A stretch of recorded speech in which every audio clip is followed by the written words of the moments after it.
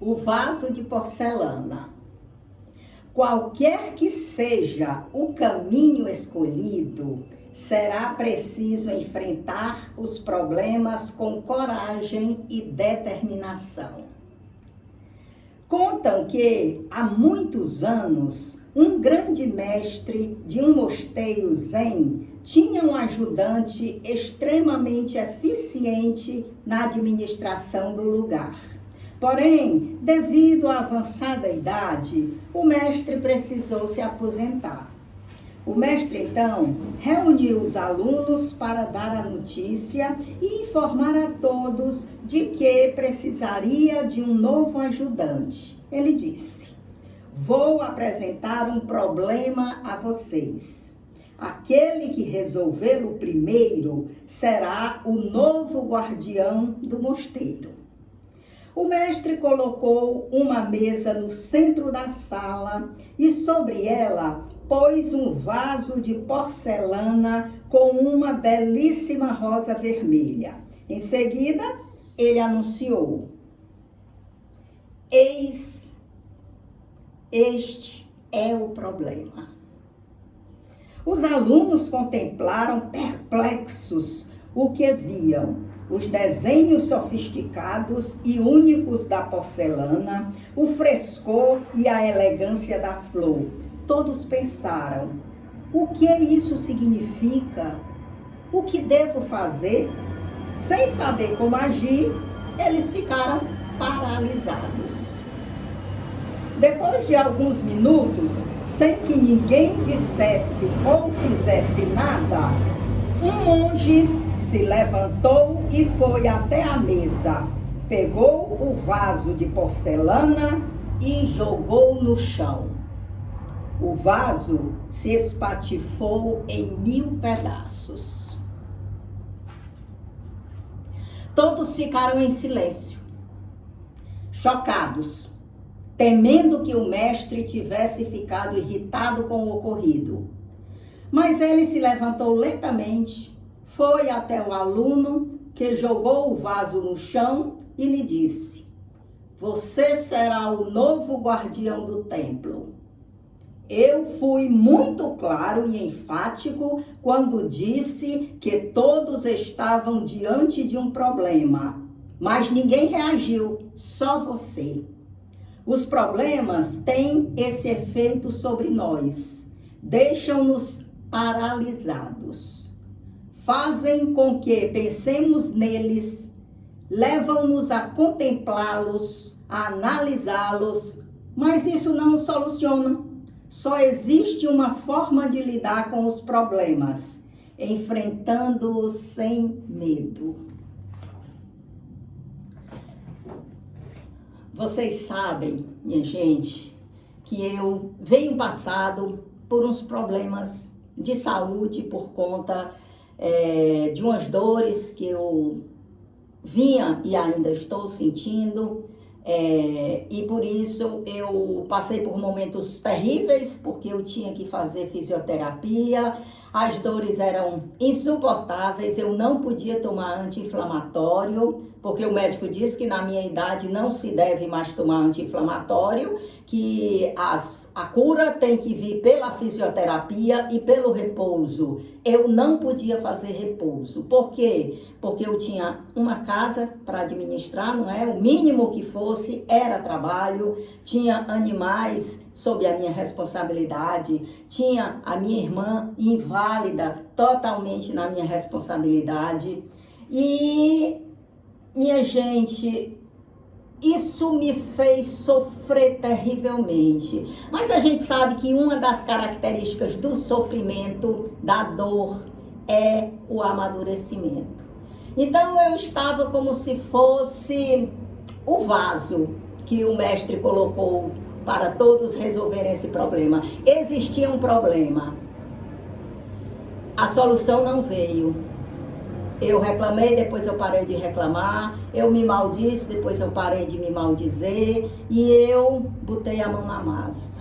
eu suportei a dor, eu fiz, por 2 meses, eu fiz o tratamento de fisioterapia. É bem verdade que a dor melhorou muito, não 100%, eu ainda sinto as dores. Mas a minha experiência de ter que enfrentar as coisas por cima de dor, por cima de falta total de condições, mas eu tinha que fazer isso, porque ninguém ia fazer no meu lugar e porque eram outros seres vivos, uma pessoa e os animais que dependiam disso. Se eu não fizesse, não existia outra alternativa. Aí eu aprendi a passar por cima da dor, trabalhar mesmo com dor, servir ao que eu era responsável mesmo com dor. Minha gente, a dor me amadureceu. Nessa semana, eu voltei à fisioterapia, não minto. Eu encerrei a fisioterapia o 2º mês, mas nem sequer voltei para o médico. Eu temi que o médico fosse querer que eu retornasse à fisioterapia ou que eu fizesse hidroginástica. E a questão é que eu precisava fazer outras coisas, minha gente. Eu já não podia mais me dar o luxo de ficar dependendo só de dor. Com dor ou sem dor, eu resolvi, ao invés de voltar para o médico e para outras fisioterapias, voltar para a academia. Porque eu já estava há 2 meses sem ir para a academia, eu precisava fortalecer meus músculos, eu precisava de condicionamento cardiovascular e eu disse não, se é para eu sentir dor na fisioterapia ou em casa, eu vou sentir dor na academia. E aí, minha gente, eu já estou com 1 semana de academia. Eu estou sentindo até uma leve melhora, sim, eu estou sentindo uma leve melhora nas minhas dores. Talvez o caminho seja um outro, né? Quem sabe, eu não sei se eu vou piorar ou se eu vou ficar boa de vez. Eu só sei, minha gente, que essa experiência que eu passei de me ver doente e tendo que trabalhar, me deu a consciência de que a gente pode, viu? Às vezes a gente acha que não pode, às vezes a gente acha que as nossas forças acabaram, mas nasce uma força lá de dentro e nasce até situações novas. Hoje eu estou cuidando da minha casa como antes eu não cuidava. Antes eu olhava para casa e eu só via na casa, vixe, tem que fazer isso, vixe, tem que fazer aquilo, olha isso como é que tá, olha aí que desorganização, um dia eu ajeito, olha isso. Não, agora eu tô olhando com carinho. Algo modificou e esse algo que modificou, eu agradeço as dores que eu senti, as dores que eu tive que enfrentar. E hoje eu sinto que eu sou mais forte do que eu estive há 2, 3 meses atrás. Claro que essas coisas são só assim em primeira vista. Outra coisa, eu achava que eu não ia, eu tinha um prazo, que era agora junho, para acabar 2 cursos meus. Eu não podia passar desse prazo, senão eu ia perder.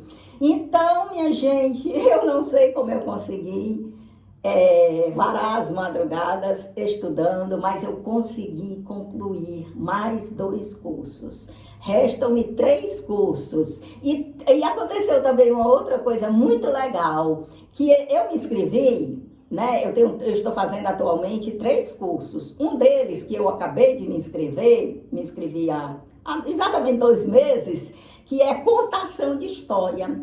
Eu pensava na minha ignorância que você fazer uma pós-graduação em contação de história seria você ler historinhas e você aprender como a entonação, para onde olhar, como gesticular. Minha gente, santa ignorância! Eu estou me deparando com um currículo riquíssimo, cheio de literatura, um currículo tão vasto que eu disse, mas que sorte, que prêmio, parece que esse currículo foi para mim.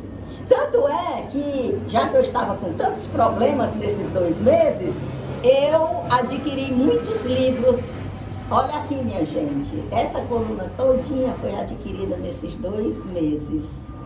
Tanto de historinhas infantis, como de histórias infanto-juvenis, inclusive clássicos recontados para crianças e jovens. Então, eu considerei isso, que tudo, uma coisa atrás da outra, surgiu justamente de eu ter feito, como o rapazinho aqui deu conta, acabou de fazer. Ele teve uma iniciativa, ele fez alguma coisa, os outros estavam parados, entregue o que a gente não sabe.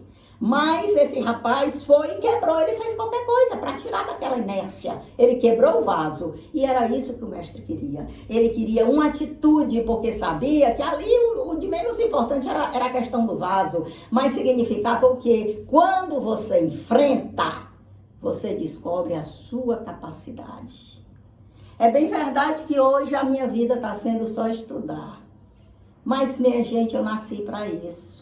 Eu sempre gostei de estudar. Eu escolhi ser professora por vocação. Mas a questão é que a imaturidade, outras questões acabaram me desviando. E essa frustração, ela nunca passou de eu não poder ter sido uma professora da forma que eu queria, habitando os locais que eu sonhava. Mas ela não se apagou. Eu posso ter ficado com uma frustraçãozinha guardada, mas ela ainda latejava. E agora, com essa pós-graduação que eu estou fazendo, ela despertou. Ah, era isso que você queria da vida. Desviou. Você já pagou, e pagou muito alto pelos seus erros do passado que não conseguiu, que tirou você dos trilhos do que você queria.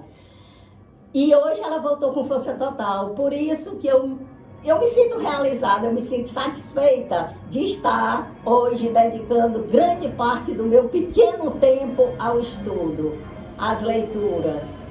E era a minha liçãozinha que eu queria deixar hoje para vocês, porque eu sei que a gente às vezes deixa para trás muita coisa porque a gente acha que não é capaz.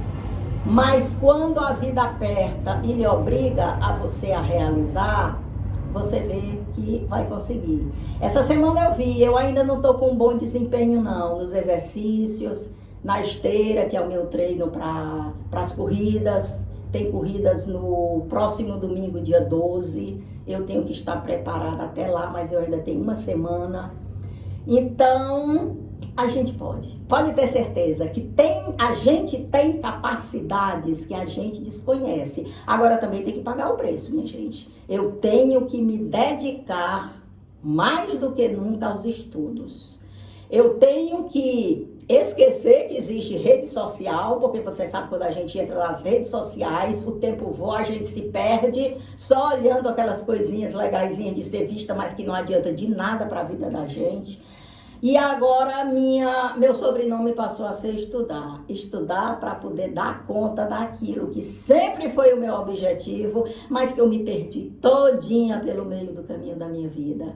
E agora é um tempinho que eu posso muito bem recuperar. Isso é exemplo. Espero que para vocês, espero que para outras pessoas que o canal ainda venha a alcançar, porque a gente tem que pensar de forma positiva. Eu sei que tem muita gente que precisaria desse estímulo, precisaria desse impulso, precisaria desse exemplo para poder também tocar a sua vida para frente. E vai depender do número de seguidores aumentar. É claro que eu tenho esperanças que isso um dia aconteça e que o canal venha a servir a outras pessoas. Espero que sirva para vocês, que vocês tomem sempre essas minhas palavras como pedagógicas, como algo dito para poder dar um rumo melhor, mais significativo, mais grandioso à vida de vocês.